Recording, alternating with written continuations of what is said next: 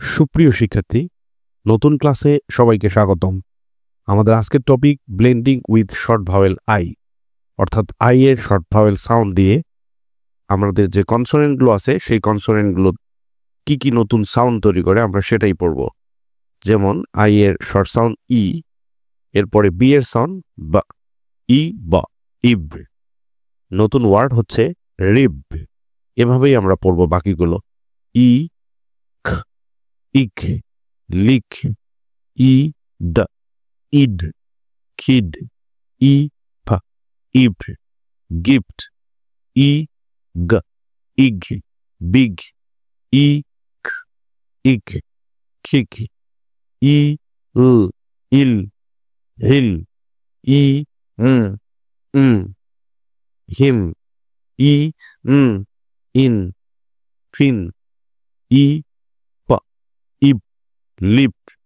এখানে ফি এর সাউন্ডটা প এর মতো হয়েছে, কারণটা হচ্ছে যে এখানে ফিটা শেষে আছে ওয়ার্ডের, এই কারণে ফি এর সাউন্ডটা প এর মতো হয়েছে।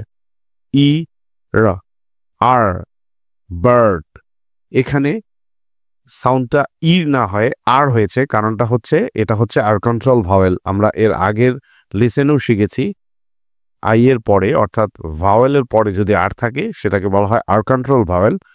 তখন সাউন্ডটা আসলে যে ভাওয়েলটা আছে সেই ভাওয়েলটার সাউন্ডটা তার মতো হয় না, তখন সাউন্ডটাকে কন্ট্রোল করে এ আর, তখন একটা নতুন সাউন্ড তৈরি হয়ে যায়। সো এটা হয়েছে আর।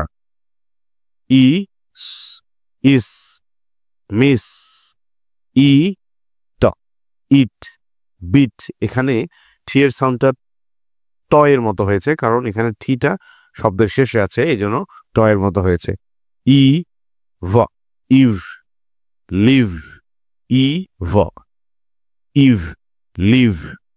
তাহলে আমি আরেকবার পড়ি। ই, ব, ইব, ইক, ইক, ই, দ, ইড, ই, ফ, ইভ, ই, গ, ইগ, ইক, ইক, ই, ল, ইল, ই, ইন, ইম, ই, না, ই, ই, ইন, ই, প, ইব, ই, র, আর, ই, ইস, ই, ট, ইট, ই, ভ, ইভ।